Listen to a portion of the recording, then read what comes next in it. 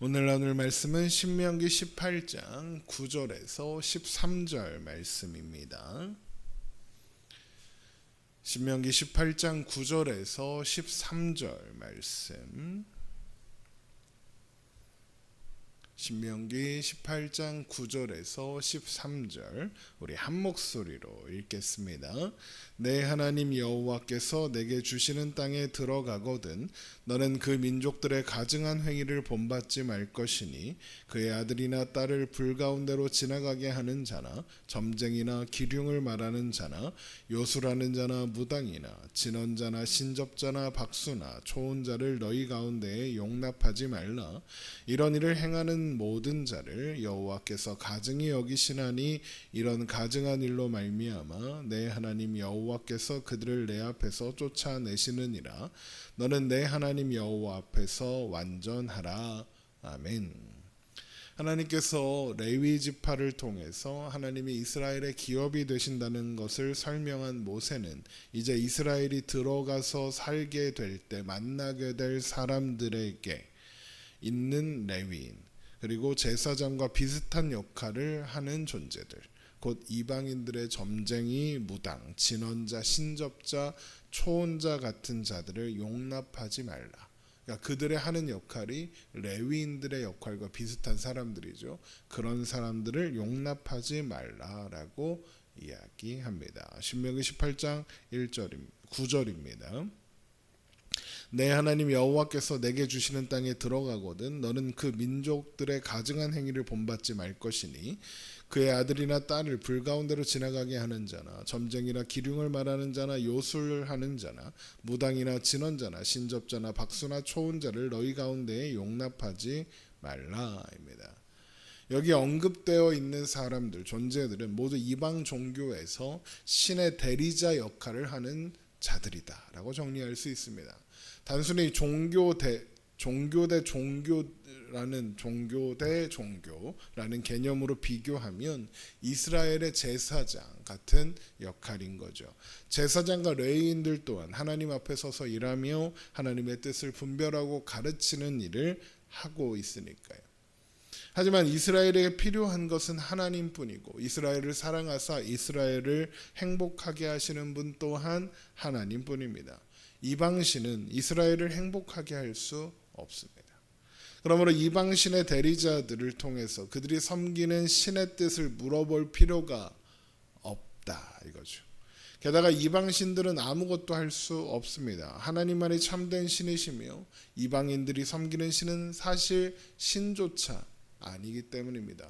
그냥 나무 토막 돌조각에 불과하죠.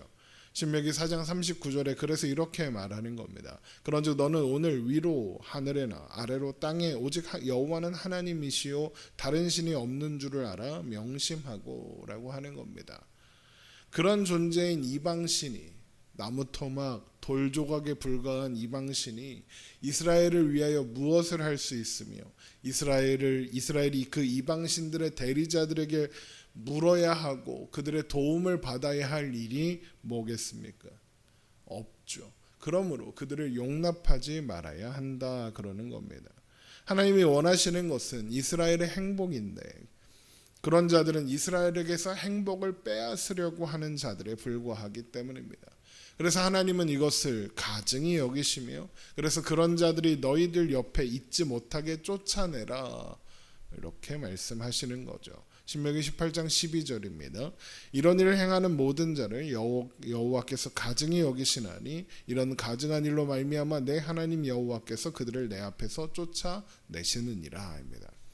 그러므로 이스라엘 백성들은 그저 하나님 앞에서 살아가면 됩니다.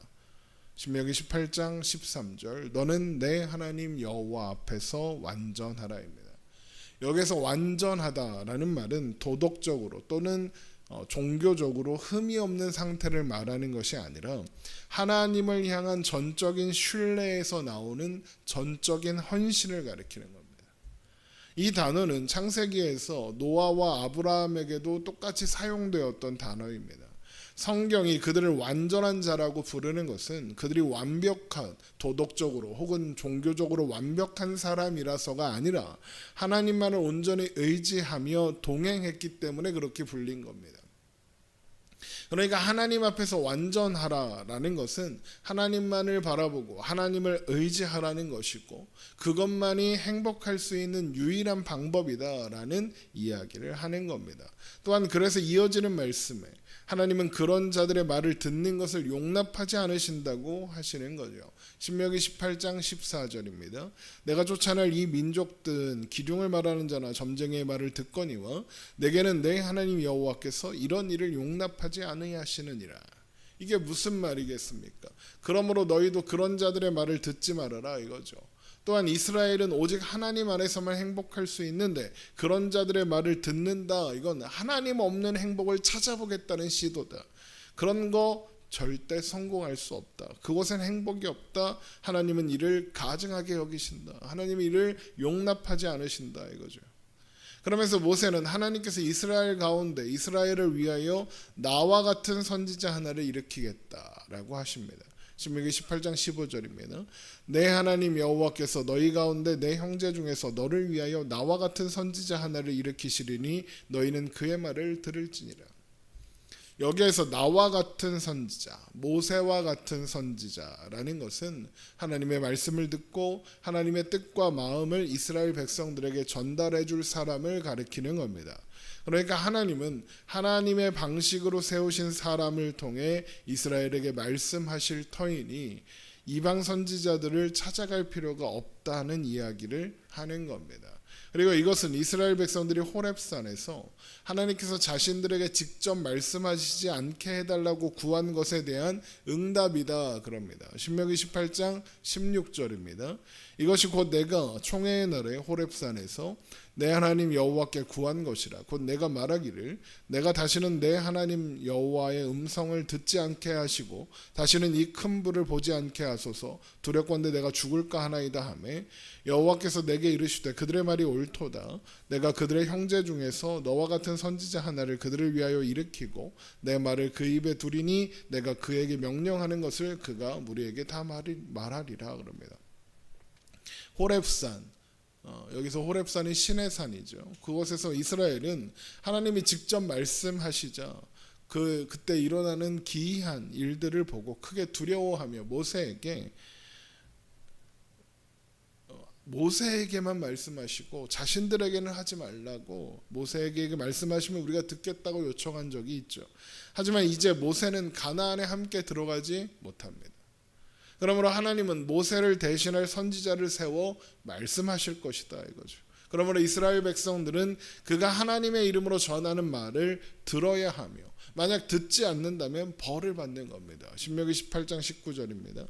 누구든지 내 이름으로 전하는 내 말을 듣지 아니하는 자는 내게 벌을 받을 것이요. 왜 벌을 받습니까? 그가 하나님의 이름으로 전하는 말은 그의 말이 아니라 내 말, 하나님의 말씀이니까. 그리고 그렇게 듣겠노라고 이스라엘이 약속한 바 있습니다.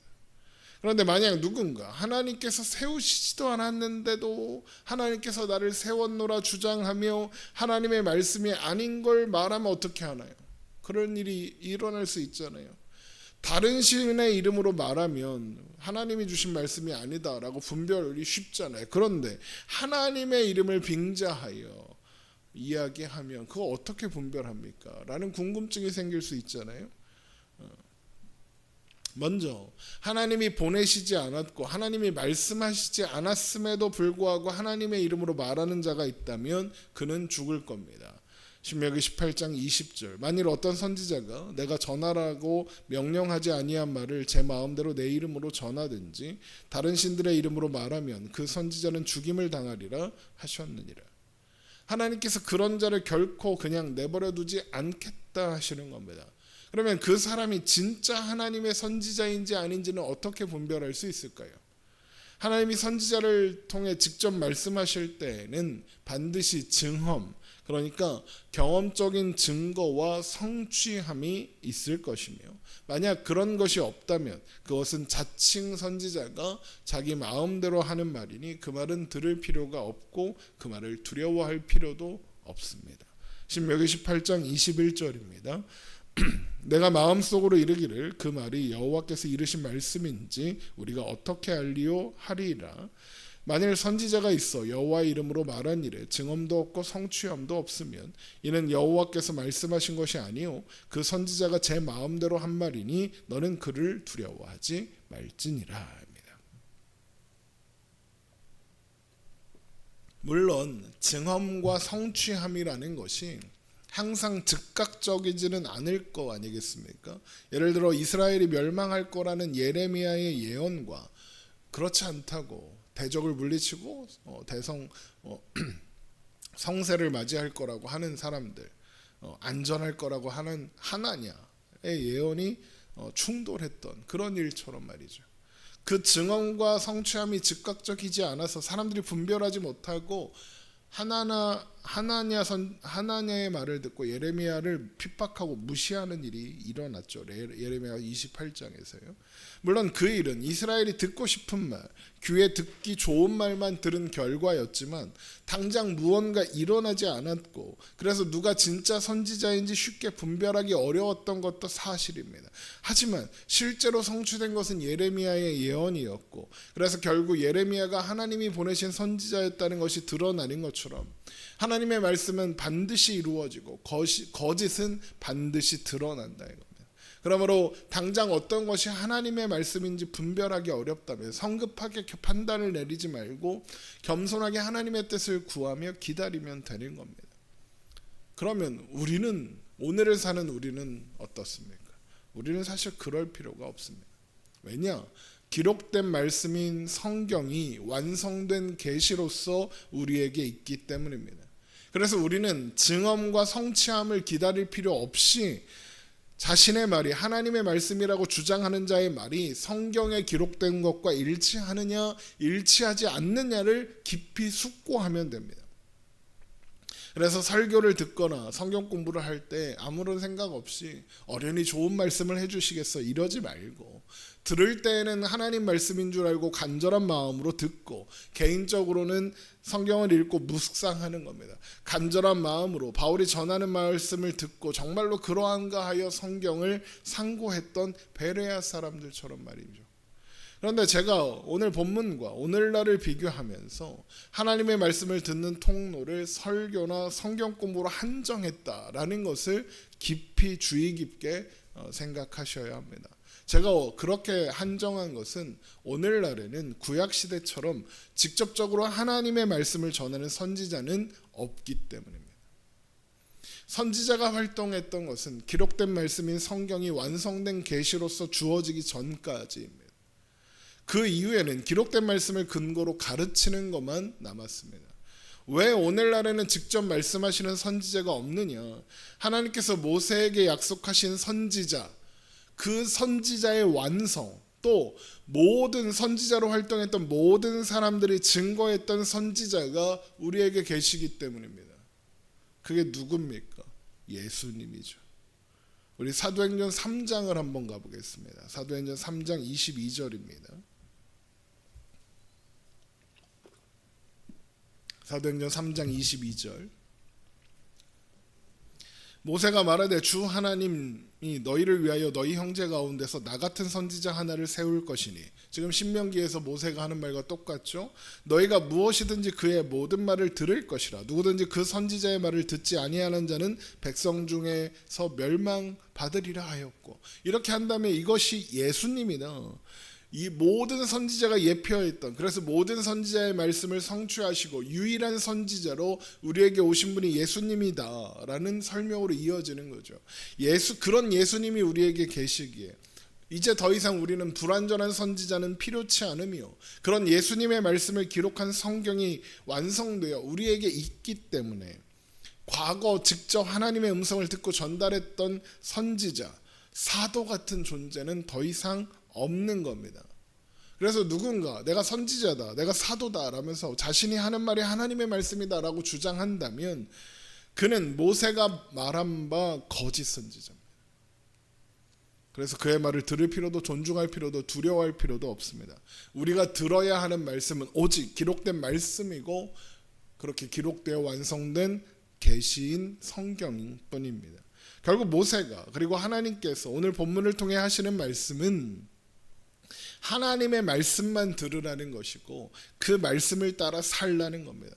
다른 신, 다른 사람의 말을 듣지 말라는 겁니다. 그리고 그렇게 해야 하는 이유는 내내 나눴던 것처럼 그것만이 우리가 행복할 수 있는 유일한 길, 유일한 방법, 그것이 사는 길, 그것만이 길이요 진리요 생명이기 때문입니다.